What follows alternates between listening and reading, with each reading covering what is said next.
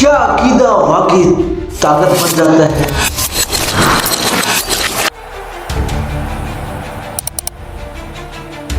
کیا 30 لوگ سینکڑوں کے سامنے ڈٹ سکتے ہیں؟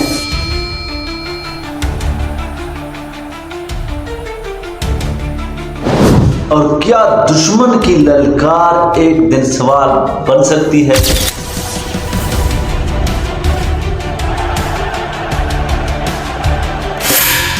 جنگ احد کا وہ لمحہ جہاں رسول کریم صلی اللہ علیہ وسلم اپنے فدائیوں کے اثار میں تاریخ کا رخ موڑ رہے تھے،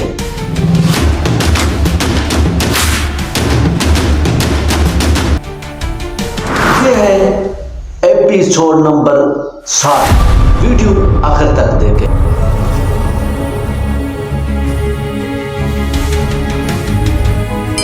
یہ صرف جنگ نہیں، یہ ایمان کی طاقت ہے۔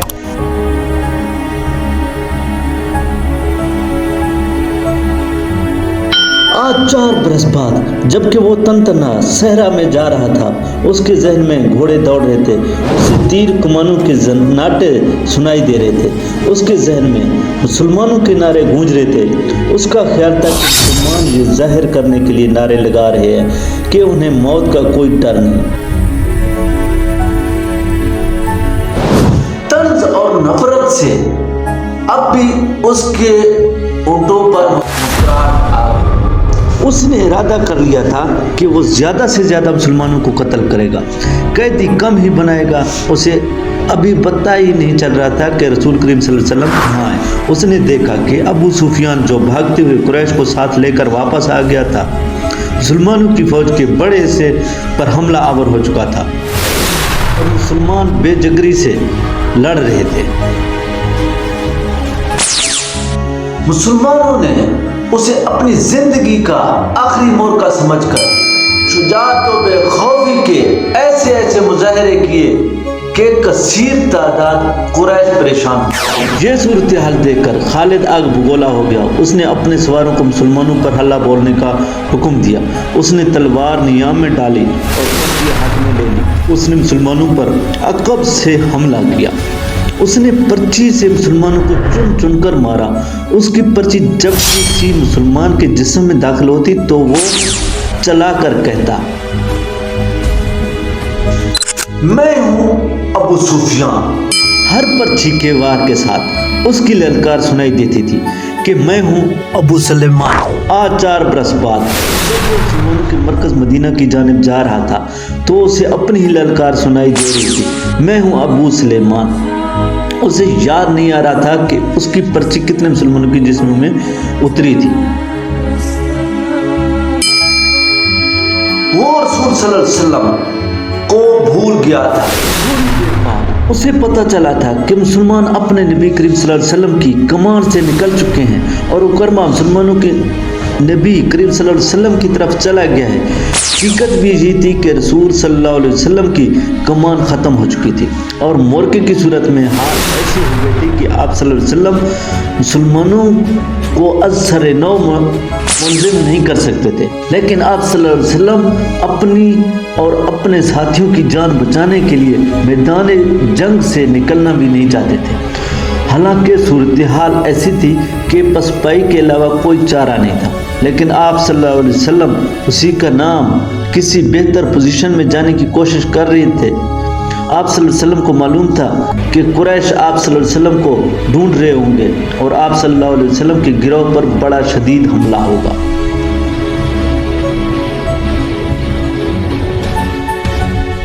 آپ صلی اللہ علیہ وسلم ایک پہاڑی کی طرف بڑھنے لگے۔ آپ صلی اللہ علیہ وسلم کے ساتھیوں نے آپ صلی اللہ علیہ وسلم کو اپنے حلقے میں لے رکھا تھا۔ آپ صلی اللہ علیہ وسلم تھوڑی ہی دور گئے ہوں گے کہ کرما نے اپنے گھوڑ سواروں سے آپ صلی اللہ علیہ وسلم پر حملہ کر دیا۔ قریش کے ایک پیادہ جیش کو کسی طرح پتہ چل گیا کہ رسول کریم صلی اللہ علیہ وسلم پر کرما نے حملہ کر دیا ہے، تو قریش کا یہ پیادہ جیشن بھی آپ صلی اللہ علیہ وسلم کے گروہ پر ٹوٹ پڑا۔ آپ صلی اللہ علیہ وسلم کے اور آپ صلی اللہ علیہ وسلم کے کسی ایک بھی ساتھی کے بیچ نکلنے کا سوال ہی ختم ہو گیا تھا۔ آپ صلی اللہ علیہ وسلم کے 30 ساتھیوں نے اور ان 2 خواتین نے جو آپ صلی اللہ علیہ وسلم کے ساتھ تھیں، آپ صلی اللہ علیہ وسلم کے گرد پوسٹ کی دیوار کھڑی کر دی۔ خالد کو یاد آ رہا تھا کہ رسول اللہ صلی اللہ علیہ وسلم جسمانی طاقت کے لحاظ سے بھی مشہور تھے۔ اس کا سب سے بڑا ثبوت یہ تھا کہ آپ صلی اللہ علیہ وسلم نے رب کے مانے ہوئے پہلوان رکانہ کو 3 بار اٹھا کر پچھاڑا تھا۔ اب میدان جنگ میں ان کی طاقت کے ایک اور مظاہرے کا وقت آ گیا تھا۔ پوسٹ کی وہ دیوار جو آپ صلی اللہ علیہ وسلم کی فدائین نے آپ صلی اللہ علیہ وسلم کے ارد گرد کھڑی کر دی تھی، اسے آپ صلی اللہ علیہ وسلم نے خود توڑا۔ آپ صلی اللہ علیہ وسلم کے ہاتھ میں کمان تھی، ترکش میں تیر بھی تھے۔ اس وقت خالد مسلمانوں کے بڑے حصے میں الجھا ہوا تھا۔ اسے جب بعد میں بتایا گیا تھا کہ جب رسول صلی اللہ علیہ وسلم اور ان کے 30 ساتھی اور 2 عورتیں قریش کے گھوڑ سواروں اور پیادوں کے مقابلے میں جم گئے تھے تو خالد نے بڑی مشکل سے یقین کیا تھا۔ اس نے ایک بار پھر کہا تھا کہ یہ طاقت جسمانی نہیں ہو سکتی، یہ کوئی اور ہی طاقت ہے۔ اس وقت سے ایک سوال اسے پریشان کر رہا تھا کہ کیا عقیدہ طاقت بن سکتا ہے؟ وہ اپنے قبیلے میں کسی سے اس سوال کا جواب نہیں لے سکتا تھا، کیونکہ فوراً یہ الزام عائد ہو سکتا تھا کہ اس پر بھی محمد صلی اللہ علیہ وسلم کا جادو اثر کر گیا ہے۔ آج وہ یہ سوال اپنے ذہن میں لیے مدینہ کی طرف جا رہا تھا۔ عہد کی پہاڑی افق سے اوپر اٹھ آئی تھی۔ 4 برس پرانی یادیں اسے پھر اس پہاڑی کے دامن میں لے گئیں جہاں اسے اپنا ہی نام سنائی دے رہا تھا، ابو سلیمان۔ وہ اپنے تصور میں دیکھنے لگا کہ ان 30 آدمیوں اور 2 عورتوں نے اتنے سارے گھوڑ سواروں اور پیادوں کا مقابلہ کس طرح کیا ہوگا۔ رسول کریم صلی اللہ علیہ وسلم اپنے دست مبارک سے تیر برسا رہے تھے۔ آپ صلی اللہ علیہ وسلم کے ساتھی بڑھ چڑھ کر آپ صلی اللہ علیہ وسلم کو اپنے حلقے میں لیتے۔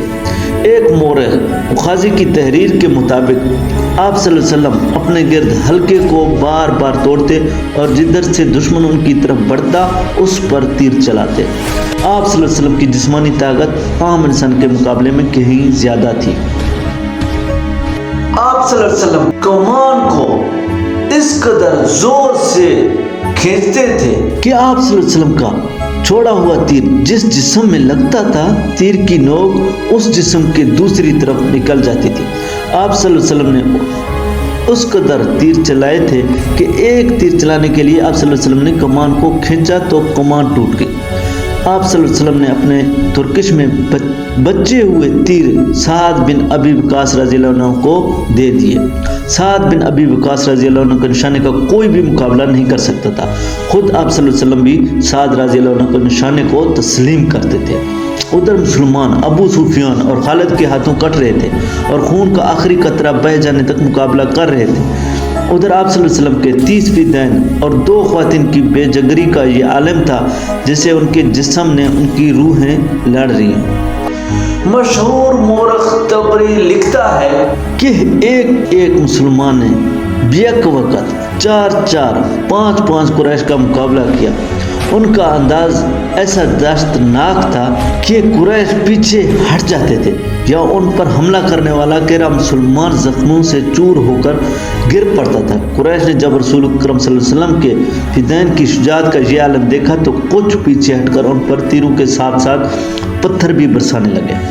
اس کے ساتھ ہی قریش کے چند ایک گھوڑ سوار سرپٹ گھوڑے دوڑاتے آپ صلی اللہ علیہ وسلم پر حملہ آور ہوئے، لیکن آپ صلی اللہ علیہ وسلم کے ساتھیوں کی تیر ان کے جسموں میں اتر کر انہیں واپس چلے جانے پر مجبور کر دیتے تھے۔ اس صورتحال سے بچنے کے لیے قریش نے چاروں طرف سے تیروں اور پتھروں کا مینہ برسا دیا۔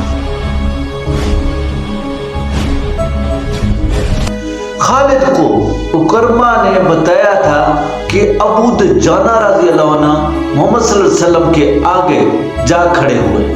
ان کی پیٹھ دشمن کی طرف تھی۔ ابو دجانہ رضی اللہ عنہ یک وقت 2 کام کر رہے تھے۔ ایک یہ کہ وہ اپنے تیر سعد بن ابی وقاص رضی اللہ عنہ کو دیتے جا رہے تھے اور سعد رضی اللہ عنہ بڑی تیزی سے تیر برسا رہے تھے۔ اس کے ساتھ ہی ابو دجانہ رضی اللہ عنہ محمد صلی اللہ علیہ وسلم کو تیروں سے بچانے کی کوشش کر رہے تھے۔ تیروں اور پتھروں کی بارش میں کوئی نہ دیکھ سکا کہ ابو دجانہ کس حال میں ہے۔ جب ابو دجانہ رضی اللہ عنہ گر پڑے تو اس وقت دیکھا کہ ان کی پیٹ میں اتنے تیر اتر گئے تھے کہ ان کی پیٹ خار پشت کی پیٹ لگتی تھی۔ رسول اکرم صلی اللہ علیہ وسلم کو بچانے کے لیے آپ صلی اللہ علیہ وسلم کے کئی ساتھیوں نے جان دے دی، لیکن اکرمہ اور اس کے گھوڑ سوار اور پیادوں پر اتنی دہشت طاری ہو چکی تھی کہ وہ پیچھے ہٹ گئے۔ قریش تھک بھی گئے تھے۔ رسول کریم صلی اللہ علیہ وسلم نے اپنے ساتھیوں کا جائزہ لیا۔ ہر طرف خون ہی خون تھا، لیکن زخمیوں کو اٹھانے اور مرہم پٹی کرنے کا موقع نہیں تھا۔ دشمن ایک اور حالہ بولنے کے لیے پیچھے ہٹا تھا۔ مجھے قریش کے ایک اور آدمی کا انتظار ہے، رسول اکرم صلی اللہ علیہ وسلم نے اپنے ساتھیوں سے کہا۔ کون ہے وہ یا رسول اللہ صلی اللہ علیہ وسلم؟ آپ صلی اللہ علیہ وسلم کے ایک صحابی نے پوچھا، کیا وہ ہماری مدد کو آ رہا ہے؟ نہیں، آپ صلی اللہ علیہ وسلم نے فرمایا، وہ مجھے قتل کرنے آئے گا، اسے اب تک آ جانا چاہیے تھا۔ صحابی نے اب پوچھا، لیکن وہ ہے کون؟ ابی بن خلف۔ آپ صلی اللہ علیہ وسلم نے فرمایا، ابی بن خلف رسول اکرم صلی اللہ علیہ وسلم کے کٹر مخالفین میں سے تھا۔ وہ مکہ کا رہنے والا تھا۔ اسے جب پتہ چلا کہ رسول اللہ صلی اللہ علیہ وسلم نے ثبوت کا دعویٰ کیا ہے تو ایک روز وہ آپ صلی اللہ علیہ وسلم کے پاس آیا اور اس نے آپ صلی اللہ علیہ وسلم کا مذاق اڑایا۔ آپ صلی اللہ علیہ وسلم نے تحمل اور بردباری سے اسے اسلام قبول کرنے کی دعوت دی۔ کیا تم مجھے اتنا کمزور سمجھتے ہو کہ میں تمہارے اس بے بنیاد عقیدے کو قبول کر لوں گا؟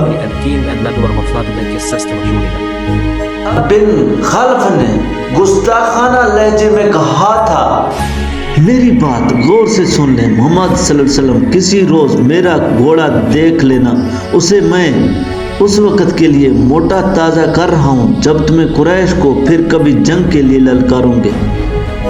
اب بدر کے خواب دیکھنے چھوڑ دو، میں اسی گھوڑے پر سوار ہوں گا اور تم مجھے میدان جنگ میں اپنے سامنے دیکھو گے، اور میں اپنے دیوتاؤں کی قسم کھا کر کہتا ہوں کہ تمہیں اپنے ہاتھوں قتل کروں گا۔ ابھی رسول خدا صلی اللہ علیہ وسلم نے مسکرا کر کہا تھا، زندگی اور موت اس اللہ کے اختیار میں ہے جس نے مجھے نبوت عطا فرمائی ہے اور مجھے گمراہ لوگوں کو سیدھے راستے پر لانے کا فرض سونپا ہے۔ ایسی بات منہ سے نہ نکالو جسے میرے اللہ کے سوا کوئی بھی پورا نہ کر سکے۔ یوں بھی تو ہو سکتا ہے کہ تم مجھے قتل کرنے آئے ہو اور تم میرے ہاتھوں قتل ہو جاؤ۔ ابھی بن خلف رسول صلی اللہ علیہ وسلم کی اس بات پر طنزیہ ہنس پڑا اور ہنستا ہوا چلا گیا۔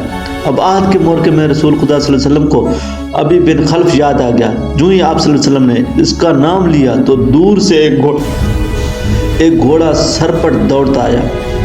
سب نے ادھر دیکھا۔ میرے عزیز ساتھیوں، رسول اکرم صلی اللہ علیہ وسلم نے اپنے ساتھیوں سے کہا، مجھے کچھ ایسے لگ رہا ہے جیسے یہ سوار جو ہماری طرف بڑھتا آ رہا ہے ابھی ہی ہوگا۔ اگر وہ ابھی ہی ہوا تو اسے روکنا نہیں، اسے میرے سامنے اور میرے قریب آنے دینا۔ مورخین و عقدی مخازی اور ابن شام نے لکھا ہے کہ وہ سوار ابی بن خلف ہی تھا۔ اس نے للکار کر کہا کہ سنبھل جا، محمد آ گیا ہے۔ یہ دیکھ، میں اسے گھوڑے پر سوار ہوں جو تمہیں دکھایا تھا۔ یا رسول اللہ صلی اللہ علیہ وسلم کے ساتھیوں میں سے 3-4 نے آگے ہو کر کہا، ہمیں اجازت ہے کہ اسے آپ صلی اللہ علیہ وسلم کے قریب آنے تک ختم کر دیں۔ نہیں، رسول اکرم صلی اللہ علیہ وسلم نے کہا، اسے آنے دو، میرے قریب آنے دو، اسے راستہ دے دو۔ رسول اکرم صلی اللہ علیہ وسلم کے سر پر زنجیروں والی خود تھی، اس کی زنجیریں آپ صلی اللہ علیہ وسلم کے چہرے کے آگے اور دائیں بائیں لٹک رہی تھی۔ آپ صلی اللہ علیہ وسلم کے ہاتھ میں پرچی تھی اور تلوار نیام میں تھی۔ ابھی کا گھوڑا قریب آ گیا تھا، آگے آ جا۔ ابھی رسول خدا صلی اللہ علیہ وسلم نے للکار کر کہا، मेरे सिवा तेरे साथ कोई नहीं लड़ेगा। अबी बिन खल्फ ने अपना घोड़ा करीब लाकर रोका और तंजिया कहका लगाया। उसे शायद पूरा यकीन था कि वो आप सल्लल्लाहु अलैहि वसल्लम को कत्ल कर देगा। उसकी तलवार अभी नियाम में थी। आप सल्लल्लाहु अलैहि वसल्लम उसके करीब चले गए। वो बड़े ताकतवर घोड़े पर था और आप सल्लल्लाहु अलैहि वसल्लम जमीन पर, उसने अभी तलवार निकाली ही थी कि आप सल्लल्लाहु अलैहि वसल्लम ने आगे बढ़कर और उछलकर उस पर पर्ची का वार किया। वो वार बचाने के लिए एक तरफ को झुक गया, लेकिन वार खाली नहीं गया। आप सल्लल्लाहु अलैहि वसल्लम की पर्ची की नोक उसके दाएं कंधे पर पसली की हड्डी से नीचे लगी। वो घोड़े से गिर पड़ा और उसकी पहली टूट गई। मोरख लिखते हैं कि रसूल खुदा सल्लल्लाहु अलैहि वसल्लम का वार इतना कारी नहीं था कि अभी जैसा कोई हैकल आदमी उठ न सका। रसूल खुदा सल्लल्लाहु अलैहि वसल्लम उस पर दूसरा वार करने को दौड़े।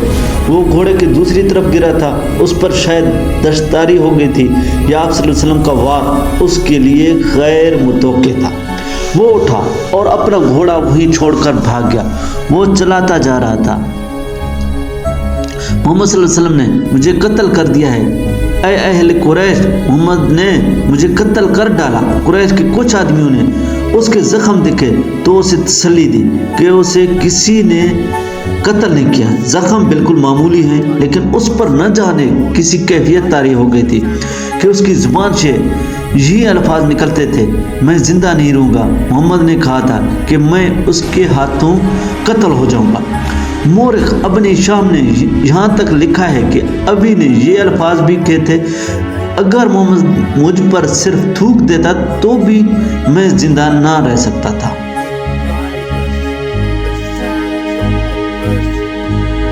जब ओहद का मौका खत्म हो गया तो अभी कुरैश के साथ मक्का रवाना हो गया।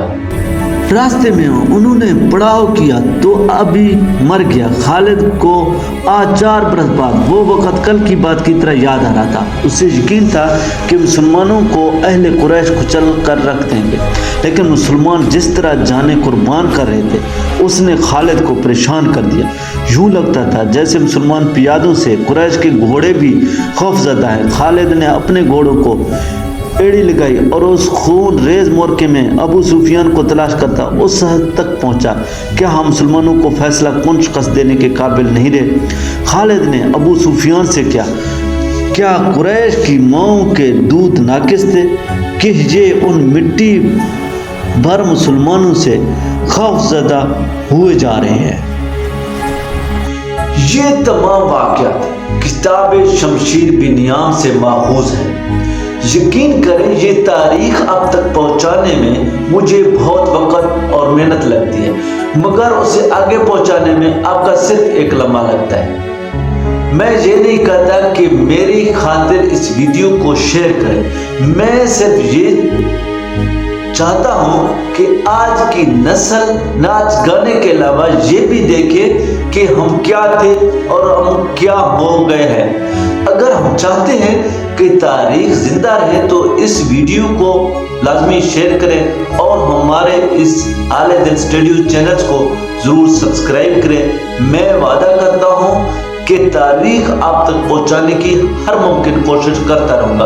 आपकी मोहब्बत और सपोर्ट का दिल से शुक्रिया। आखिर में भी हमारा यही रिक्वेस्ट है, चैनल को जरूर सब्सक्राइब कर दीजिएगा और एक प्यारा सा लाइक और एक प्यारा सा कमेंट्स कर दीजिएगा। शुक्रिया।